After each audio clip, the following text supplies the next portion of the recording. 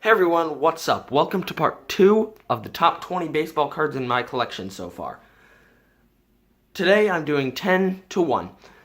I decided to change up the cards you see in the background here so you guys could see some other honorable mentions that didn't quite make the list.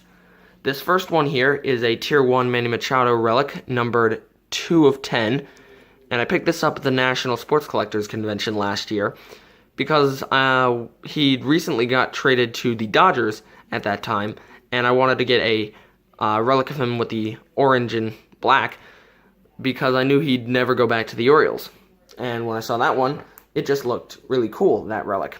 And the second card is of a guy that probably hardly anyone knows. It's of a guy named Matt Clark, who played maybe a little bit for the Brewers, but mainly played in the minor leagues. I watched him in the minor leagues. He was the first baseman of the Colorado Springs Sky Sox, who are no longer a team anymore because they moved. I had season tickets next to first base, and he was the guy that I would see the most often. So I enjoyed watching him play, even though he is not the most well-known or popular player. Anyway, on to my top 10. My number 10 card is an autograph of Mariano Rivera. I purchased this card because it's a greatly centered card. The image, or the Allen and Ginter set, and the autograph just go really well together in this particular set. And I bought this because I knew he would get into the Hall of Fame. So I bought this about 2 weeks before he got into the Hall of Fame for a good price. And I'm glad I did, because this is probably worth much more than what I paid for it. My number 9 card is the second card I got Brooks Robinson to sign for me when I went to get him to sign some things, which is this 1958 Topps Brooks Robinson. It's not the greatest condition because the corners are a little banged out, the edges are not the greatest, but my favorite part of this card is the image, because it's just so funny, that face he has there. And it's the second year card. I couldn't get his rookie card to get autographed because they were just way too expensive at the time, and they still are. But I still got 2 autographs of him anyway. My number 8 card is a card from my second favorite vintage set of all time. A 1956 Topps Hank Aaron whiteback, and what that means is during the making of the set, they created 2 different backs, white and gray backs, and depending on the number you had, one or the other could be more premium. This is the more common version. The gray backs are more sought after in the lower numbers, and the white backs are more sought after in the higher numbers. But I think the white back looks so much better than the gray back because it just shows the color of the back so much more. But the really cool thing about this card is not only is the portrait and the action shot just gorgeous, just like the 54 Topps set, but the portrait is of Hank Aaron, the action shot is of Willie Mays, just in different colors to match the team Hank Aaron was on, which I always thought was a really cool fact about the card. And besides that, it's just really well centered, and it's got some pretty good corners, and this is a card I would say is an example of buying the card, not the grade. Number 7 is of a guy that played shortstop on the same team as Matt Clark over here. His name is Orlando Arcia, and he is in the major leagues. Now, I have the rookie card to go along with this, but this is the cyan printing plate that I actually got for a very affordable price. Right now, he is my favorite player, and he is extremely affordable because he's underrated, in my opinion. So, I have been able to collect him quite a bit. I've gotten a few other rookie cards of him, and I've gotten, anytime I can find them at a good price, any of his rookie or prospect autographs that I can find in a good price. Like this prospect card that I got him to sign, or like this gold Bowman Inception card that I found for about $20 in a relic autograph bin. But beyond that, the printing plate is just really nice, and it is one of my only printing plates that I have. And I'm debating whether or not to grade this. Let me know in the comments below what you guys think. Should I grade it or should I not? My number 6 card is a card I've already showed you guys before in my first mail day video.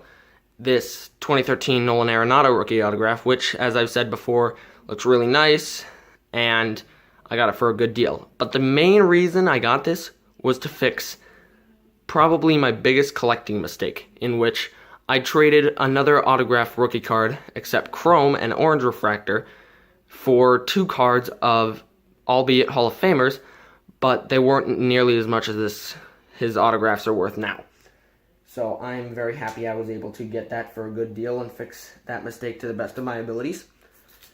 My number 5 card is of a guy that will most definitely get into the Hall of Fame. This 93 SP Derek Jeter rookie, which is his most valuable rookie card, due to the fact that it is basically like today's Bowman Chrome. The surface is incredibly hard and delicate. It can very easily scratch like this one did. But the biggest issue I found with this card was this bottom left corner. But because of those 2 issues, I was able to buy this card at a small show for under $100. And I decided to get it graded.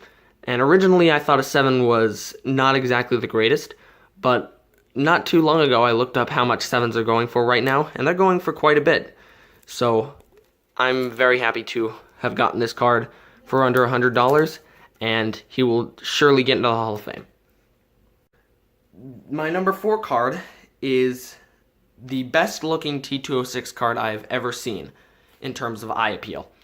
This 1909-11 T206 Ozzie Shrek card in a PSA 5, which it just looks fantastic. The centering is almost spot on. The corners, even though it's a 110-year-old card, look pretty decent, but my favorite part is the vibrant and beautiful eye appeal on the image, and the blue background with his white jersey and portrait just makes the image pop so much more. And the reason I say this is the best looking T206 card I've ever seen is because of that eye appeal. I see many T206s that have horrible staining on the back, have marks, or just look like they've been completely run over by a truck. This card just looks so nice. And to think that someone bought a cigarette pack, pulled this out, and decided, I'll keep this in good condition.